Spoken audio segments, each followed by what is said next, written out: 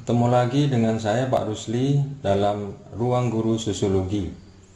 Kali ini kita akan membahas tentang Sosiologi kelas 12 bab perubahan sosial dalam masyarakat, subpokok bahasan dampak perubahan sosial. Namun sebelum membahas lebih jauh, adapun tujuan pembelajaran kita kali ini adalah diharapkan dapat mengidentifikasi dampak perubahan sosial dalam masyarakat. Mari kita bahas apa saja dampak perubahan sosial dalam masyarakat. Ada dua dampak perubahan sosial dalam masyarakat, yaitu yang bersifat positif dan bersifat negatif. Adapun yang bersifat positif, dampak dari perubahan sosial adalah yang pertama reorganisasi, yang kedua modernisasi, yang ketiga integrasi sosial, yang keempat kesejahteraan masyarakat meningkat, yang kelima, efisiensi dalam kehidupan masyarakat, dan yang keenam, transformasi politik. Yang pertama, reorganisasi. Reorganisasi artinya penyusunan atau penataan kembali suatu kelembagaan sosial. Lembaga sosial atau lembaga kemasyarakatan terdiri dari nilai dan norma sosial yang dianut oleh masyarakatnya. Dengan adanya perubahan sosial, maka nilai dan norma sosial yang lama akan mengalami pergeseran menjadi nilai dan norma sosial yang baru. Pada awalnya masyarakat akan menolak nilai dan norma baru tersebut karena dianggap tidak sesuai dengan kebudayaannya. Namun seiring dengan perjalannya waktu, setelah masyarakat merasakan adanya dampak positif dari sesuatu yang baru tersebut, maka biasanya masyarakat akan menerima dengan sendirinya. Nah, proses penyesuaian dari nilai dan norma lama kepada nilai dan norma yang baru tersebut, itu yang disebut dengan reorganisasi. Satu contoh misalnya, kalau dahulu orang berobat pergi ke dukun atau tabib, atau orang melahirkan atau dukun melahirkan. Nah, seiring dengan adanya nilai-nilai baru dalam masyarakat, kemudian masyarakat jika ingin berobat atau melahirkan, sekarang pusat kesehatan masyarakat. Contoh yang lain misalnya, kalau dulu kita mau potong rambut, biasanya hanya pada tukang cukur atau tukang potong keliling. Nah, sekarang sudah berubah ke tempat salon. Kemudian yang kedua, modernisasi. Modernisasi adalah suatu proses perubahan ketika masyarakat memperbaharui dirinya dan berusaha mendapatkan ciri-ciri yang dimiliki masyarakat modern. Masyarakat modern identik dengan industrialisasi, mekanisasi, dan teknologi. Sikap masyarakat modern ditandai oleh semakin efisien dalam tenaga, dalam jarak, dan dalam waktu sebagai akibat dari adanya teknologi. Dengan demikian, perubahan yang dimaksud adalah perubahan dari masyarakat yang sederhana ke masyarakat yang modern yang disebabkan oleh perkembangan teknologi. Contohnya, sikap masyarakat sekarang yaitu semakin ingin serba cepat, praktis, atau serba instan. Nah, itu salah satu ciri masyarakat modern. Kemudian berikutnya adalah integrasi sosial. Perubahan sosial dapat mendorong terjadinya integrasi sosial. Suatu perubahan sosial diikuti dengan penyesuaian baik unsur norma dan nilai yang lama maupun unsur norma dan nilai yang baru. Nah, ketika unsur nilai dan norma lama dengan yang baru saling menyesuaikan, maka terjadilah integrasi sosial. Jadi integrasi sosial dapat menciptakan keseimbangan dan keteraturan dalam masyarakat. Berikutnya adalah dampak positif yang lain, yaitu kesejahteraan masyarakat meningkat. Dengan perubahan sosial yang terjadi di masyarakat yang disebabkan oleh pesatnya perkembangan teknologi, maka menyebabkan kehidupan masyarakat semakin baik.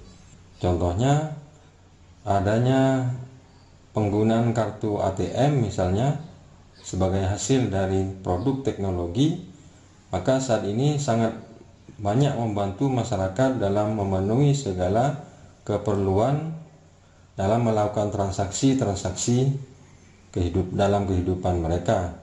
Dengan satu kartu, kita bisa melakukan beberapa kegiatan dengan lebih cepat, praktis, dan mudah. Berikutnya adalah efisiensi dalam kehidupan masyarakat. Perubahan dapat mendorong kehidupan masyarakat lebih efisien. Teknologi membawa kemudahan yang mendorong efisiensi waktu dalam pekerjaan.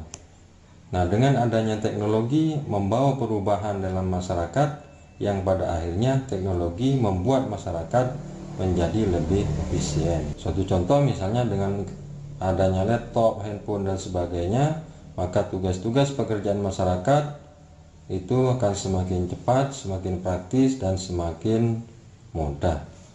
Yang terakhir adalah transformasi politik. Perubahan sosial dalam bentuk revolusi mengakibatkan terjadinya transformasi politik. Transformasi politik berkaitan dengan perubahan sistem dan struktur politik.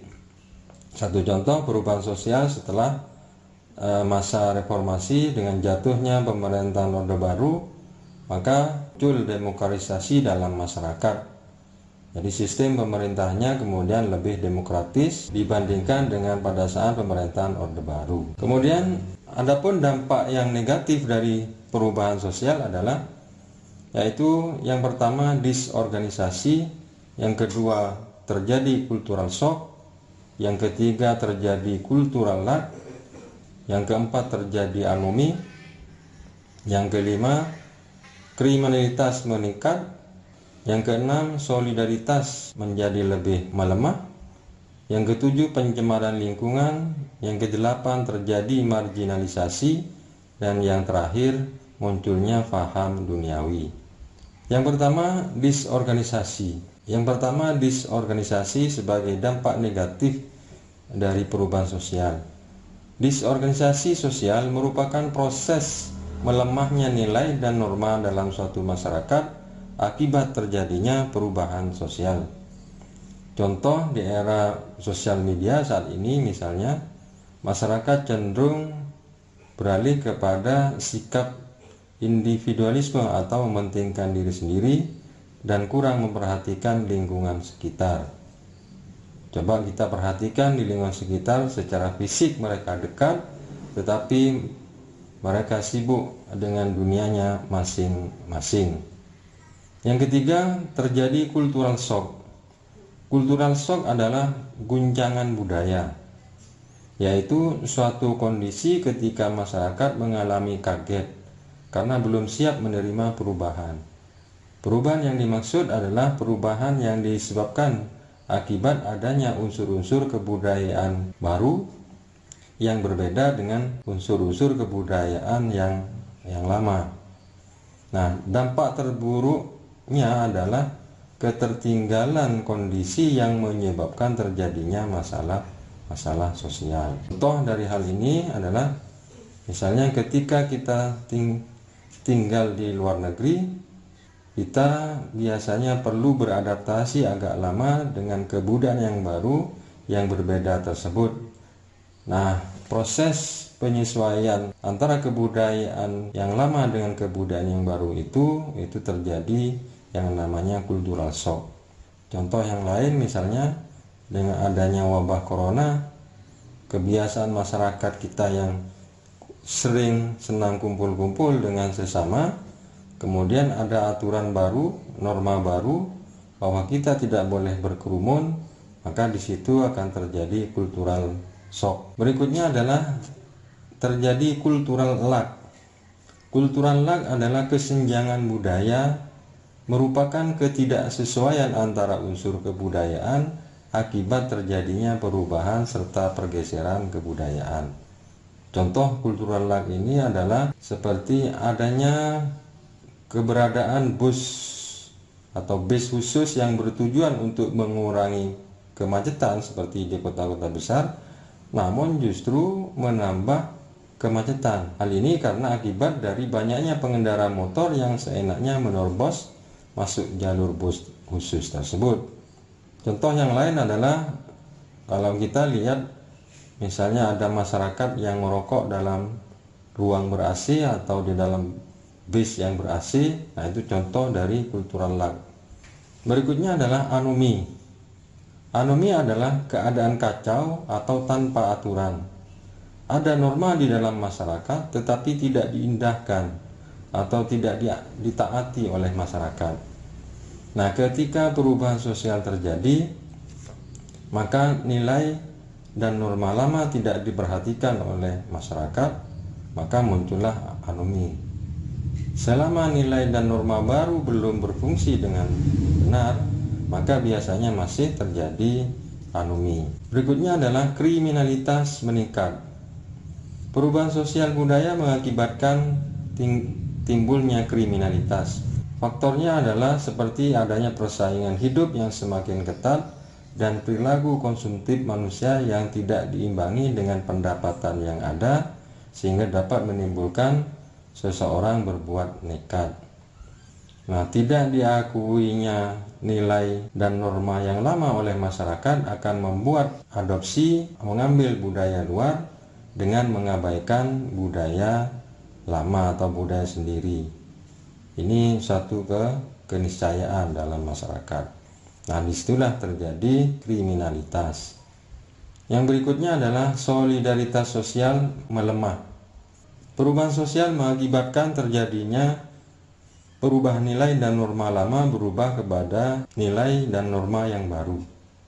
Nah, pada saat kebutuhan dan kepentingan masyarakat semakin banyak dan meningkat, maka masyarakat akan mengejar kebutuhannya tersebut dengan sekuat tenaga, sehingga mereka tidak punya waktu dan kepedulian terhadap lingkungan sekitarnya. Maka terjadilah perubahan sikap solidaritas yang tidak peduli pada lingkungannya. Contohnya kita lihat di masyarakat sekarang, penjamurnya tempat-tempat pemukiman yang eksklusif, tertutup dengan pagar yang tinggi dan sebagainya, itu bentuk-bentuk solidaritas masyarakat yang mulai melemah. Kemudian terjadi pencemaran lingkungan. Industrialisasi dan persaingan yang terjadi akan mendorong manusia untuk melakukan eksplorasi dalam pemanfaatan sumber daya alam yang ada, yang pada akhirnya dampaknya pada kerusakan lingkungan menjadi dampak perubahan sosial yang pasti akan terjadi. Yang berikutnya adalah marginalisasi.